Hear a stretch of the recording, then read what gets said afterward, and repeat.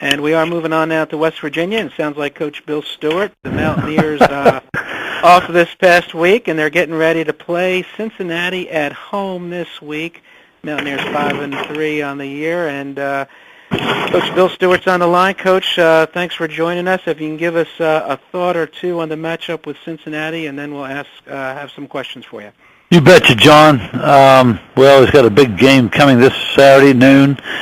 Bearcats coming to town. We haven't beaten them in 2 years, and they've been very good games. I think both decided by 3 points, one in overtime here and one over there last year.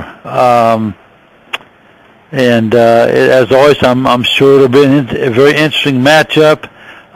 Both teams need a win, and both teams haven't played as well, I guess, to this date. So it's going to be a very interesting matchup, as I said. And it's against one of my dear friends, Butch Jones, who I worked with here 2 years. I've known for many years and that stuff. So any questions? Questions for Coach Bill Stewart. Hit *1 on your telephone, please. And our first question comes from Mike Crook with Envision Sports Media. Envision. Morning, Coach. Hello, how you doing? Pretty good there, Coach. How's it going there? Good. After suffering 2 back-to-back really tough losses there, what's been your main focus during the bye week to get your team back on track? Fundamentals, work on fundamentals. All right. And your team does have one of the nation's top scoring defenses. What's been your secret to that success? Well, we play pretty good defense. We leverage the ball. We've got some veteran players. They're playing very aggressive and very smart, and hopefully we can continue to do that. Thank you, Coach, and good luck this weekend. Thanks. As we mentioned earlier, UConn did not play this past Saturday. They're getting ready to host Pitt Thursday night game on ESPN. Randy, thanks for joining us. If you can give us a thought or two on the matchup with Pitt, and then we'll open it up for questions, please. Well, Pitt, to me has the best talent in the league, and they're sitting at the top of the league at 3-0. So again, we're going to have a tough ball game on Thursday night. We're going to have to play, our best game in order to win on Thursday night, and hopefully we can go out and do that. Questions for Coach Randy Edsall. Hit *1 on your telephone. The operator will introduce you. Our first question for Coach Edsall today comes from Mike Crook with Envision Sports Media. Morning, Coach. Morning. Your defense played really well against West Virginia's, including recovering 4 fumbles there. Is there anything that you're planning on doing different against Pittsburgh, or are you just going to keep the game plan the same against them? Well, what we just have to do is we just have to continue to get better from week to week, and that's, again, that's all I want to see our kids do is just go out and whatever game plan that we put together for that particular week is go out and execute it and play hard and execute the techniques and play with good fundamentals. And are you trying to keep the guys' mindset as a one-game-at-a-time philosophy, or are you viewing each game as a must-win in order to keep yourself in the conference race and become bowl eligible? Well, we always take the mindset it's one game at a time, and as the season goes on, if we want to do anything in the conference race, we've got to beat Pittsburgh. I mean, they're 3-0, we're 1-2, so if we want to have any kind of shot in the conference race, then we've got to go out and beat them. Well, thanks, Coach. Good luck this weekend. Thank you. Syracuse now 6-3 on the season, 3-2 in the Big East. They're at home again in the Carrier Dome on Saturday. And Louisville came up with a 28-20 win. Syracuse at Rutgers this week. ESPNU telecast at 3:30. Doug, thanks for joining us on the call. If you can give us a thought or two on the Louisville contest and then your impressions of Rutgers. Sure. The Louisville contest, again, credit to Louisville. They did a nice job. They made plays when they needed to, and we weren't able to capitalize at times during the game.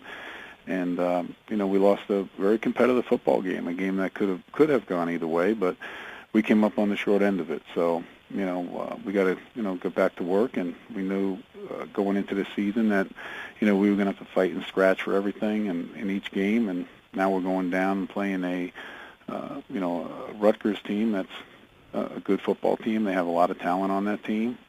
Coach Yano's been there for a long time, and they've developed a good foundation of where they are, and, we're at a point now where, we're banged up quite a bit, and, we're going to have to play extremely well to beat Rutgers.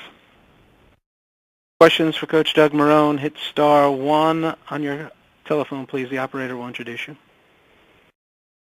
Our first question for Coach Marrone comes from Mike Crook with Envision Sports Media. Good morning, Coach. Hey, Mike. Is there one major area that your team is focusing on this weekend when preparing for Rutgers?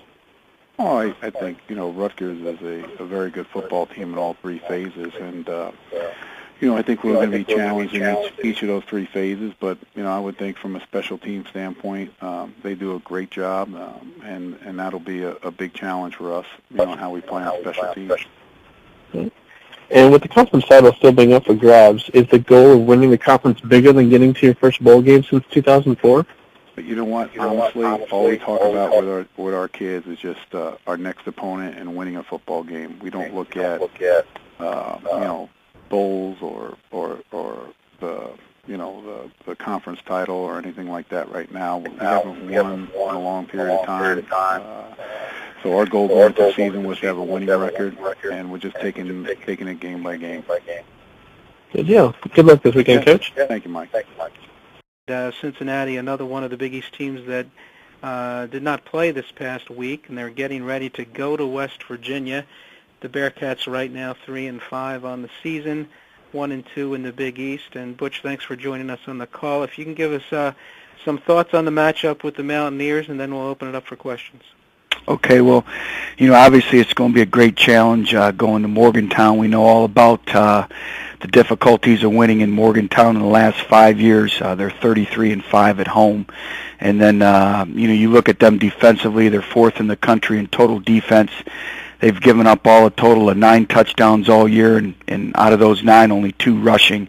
And then you look at their red zone defense and their third down defense, and watching them on film and seeing a lot of the young kids when I was there mature into juniors and seniors, and they're playing like a typical Jeff Castile defense. And then offensively, we all know about the firepower that they have, and with Devine and Sanders and Austin, and I think Geno Smith has really developed into a very, very fine quarterback. And now, with the added dimension of them running the quarterback, that just adds to it. And, the thing that, you have to be on guard is they have the ability to score anywhere, anytime on the field. And, they're going to create space. And we have to be a great tackling team. And then they also concern you, in the return game as well. Questions for Coach Butch Jones. Hit *1 on your telephone, please. Our first question today comes from Mike Crook with Envision Sports Media. Morning, Coach. Good morning. What's been your main focus this bye week when preparing for West Virginia? Well, there's been a number of things, but first and foremost is our health. Is getting our health back, and it starts with our quarterback, and we fully anticipate that he's going to play Saturday, and we did fully anticipate he was going to play in the Syracuse game as well.